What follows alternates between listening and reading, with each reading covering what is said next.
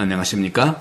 오늘은 12월 2일 토요일 연중 34주, 즉 가해 연중 34주 마지막 날입니다. 토요일이고요. 루카복음 21장 34절에서 36절의 말씀이죠. 이번 주 계속해서 주제가 종말에 대한, 즉 마지막 날에 대한 말씀을 하고 계시죠. 제자들에게 말씀하세요. 너희는 스스로 조심하여 방탕과 만취와 일상의 근심으로 너희 마음이 물러지는 일이 없게 하여라. 여기서 방탕과 만취, 즉 스스로 조심하라는 것. 스스로 조심하는 것 자체가 바로 기도이고 바로 구원에 이르는 길입니다. 조심한다는 것. 스스로 조심한다는 거죠. 셀프 조심인가요? 네. 방탕과 만취와 일상의 근심, 그것으로 바로 술판을 벌인다거나 술에 취한다거나 또 이런 부분들이 일상의 근심, 즉 하느님의 말씀을 정말 간과하고 오직 자기 중심으로 자기가 원하는 것, 자기 결핍에서 나오는 것들을 통해서 말씀을 막아버리는 거예요. 말씀을 이해하는 것도 모자라서 말씀을 막아버리는, 즉 말씀을 숨막히게 하는 것 자체가 일상의 근심입니다. 결국에는 이것은 루카만의 독특한 표현인데 종말의 이러한 면모, 모습을 드러내고 있어요.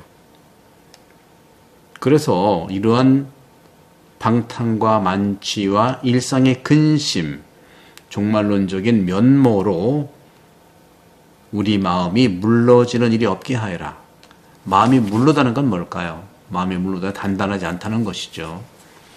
단단한 마음속으로 주님 말씀으로 어제 복음에 이어서 정말 세상, 하늘과 땅은 사라질지라도 주님의 말은 결코 사라지지 않을 것이라고 하는 그 단단함, 마음의 말씀을 품고 단단해져야 되는데 바로 정말 그런 점에서 물러진 마음이 되지 마라 하는 것이죠.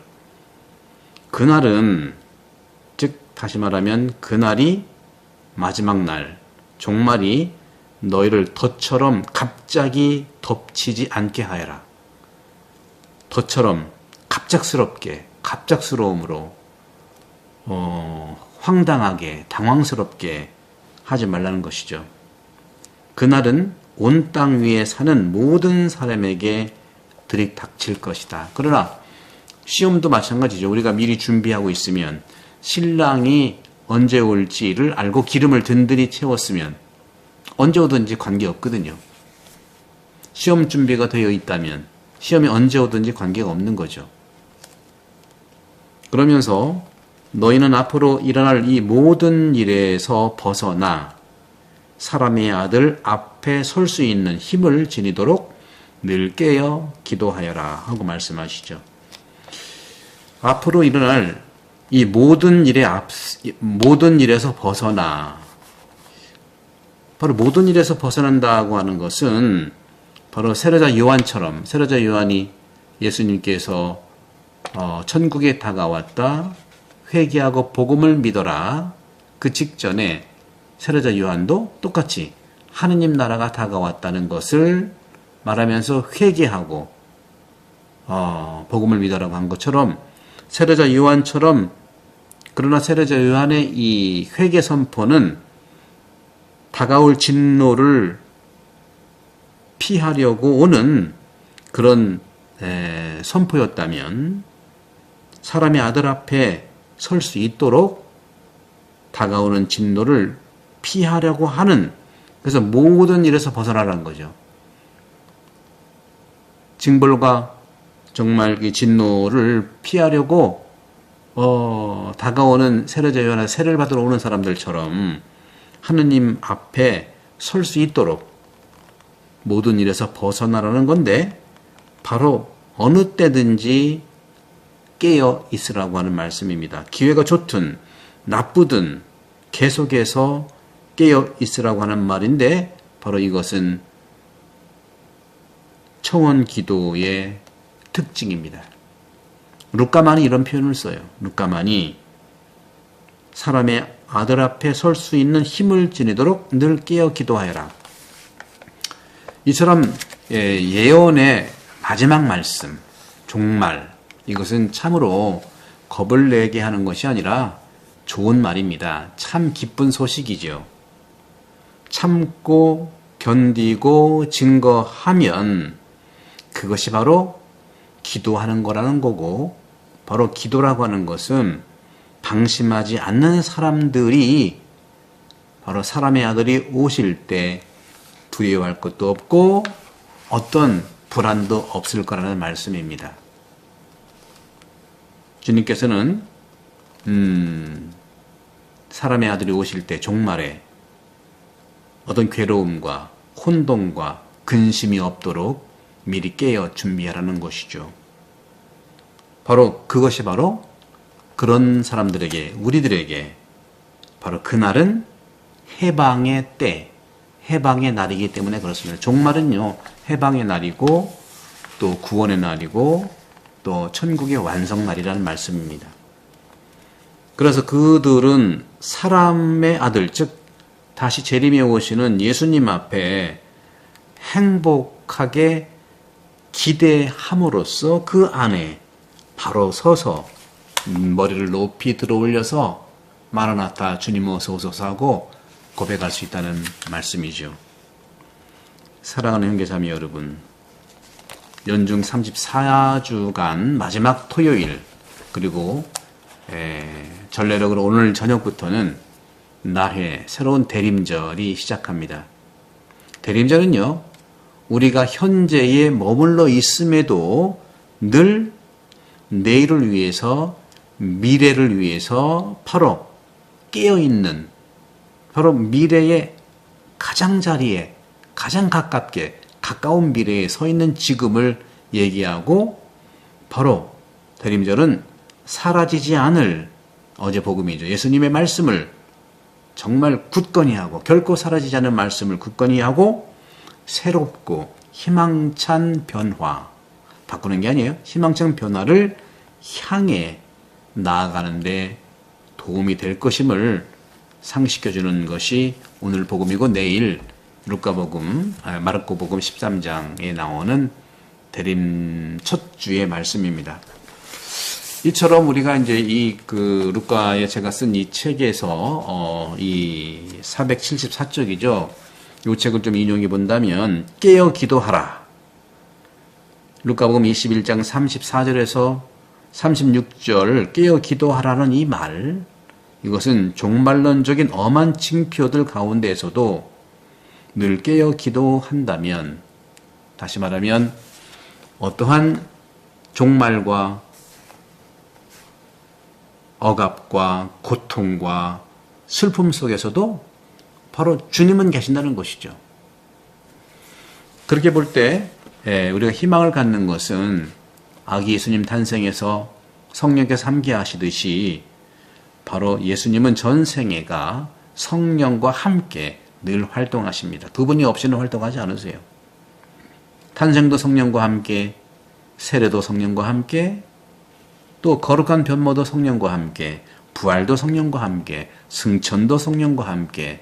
그러니 예수님 탄생도 그렇고 재림의 구원도 성령과 함께 오시리라는 것이죠. 권능과 영광에 쌓여 오시는 것은 산이와 주군이 모두의 구원의 심판자로 오신다는 겁니다. 당신 백성의 삶과 행동을 늘 유익하게 주시는, 즉 유익하게 구해 주시는, 사랑하시는 영광의 왕이며 자비의 심판자라는 것이죠. 하지만 냉혹한 순간, 역사와 모든 일들의 종말 순간에 그분이 오시는 겁니다. 우리가 인생을 살면서 희망이 없다고 현실이 그렇게 보일 때, 어둠의 극도로 보일 때, 어둠이 짙을수록 새벽이 가까워오는 거 아니겠습니까? 그것처럼 내혹한 그러한 부분에서 종말의 순간에 그분이 오신다는 겁니다. 아무리 힘들고 어려워도 구세주 메시아가 오신다는 것이죠. 견디어낼 수 있는 그때 오시는 이 메시아를 기다리는 우리 모두가 견디어낼 수 있고, 그래서 주님은 말씀하십니다. 세상 걱정에 마음 뺏기지 말고 결국 사람의 아들 앞에 서도록 늘 깨어 기도하라. 항상 깨어서 기도하면서 주님의 탄생과 재림 예수의 오심을 준비하자는 겁니다. 이는 결국 종말에 오실 주님을 준비하는 것과 똑같은 것입니다. 늘 깨어 기도하는 교회의 모습이기를 바랍니다. 오늘 제가 또 태안본동 교우분들에게는 성찰, 양심 성찰과 고해성사 안내에 대해서 이렇게 유튜브 영상도 올려드릴 거고요. 또 저희 본당 홈페이지나 또 잠시 후에 올라갈 양심 성찰과 고해성사 성탄 판공을 위한 그런 안내 영상도 한 20분 정도 올릴 거고요. 그 영상 밑에 클릭을 하시면 안내서가 이렇게 자세하게 문서로 이제 서류로 다시 말하면 프린트된 걸로 또 이렇게 붙여놓도록 하겠습니다. 대림 첫 주 시작으로 기쁨의 성탄 준비되시기를 기도합니다. 다시 말씀드립니다. 성탄을 준비하는 대림은요, 회개하라는 것이 아니고 무슨 우월해하라는 것이 아니고 바로 고요와 침묵 속에서 기쁨의 주님 탄생과 기쁨의 재림 예수님을 오심을 준비하고 또 희망하라는 말씀이죠. 성부와 성자와 성령께서는 여러분 모두를 강복합니다. 2023년 가해 한 해 동안 여러분의 관심, 또 가톨릭 책방의 유튜브 구독자들도 제가 한국에서 와서 하면서 많이 늘었어요. 여러분들 더욱더 제 유튜브는 다른 경험보다는 말씀을 중심으로 해서 나가기 때문에 처음에는 익숙치 않을 거라고 보지만 계속 여러분들이 지속적으로 또 늘 이렇게 지속성을 가지고 보신다면 말씀이 여러분과 함께 움직일 거라는 분명한 또 희망을 가져봅니다. 구독, 전파, 알림 설정 부탁하고 많이 이렇게 홍보해 주시면 너무 감사하겠습니다. 성부와 성자와 성령께서는 여러분 모두를 강복합니다. 감사합니다.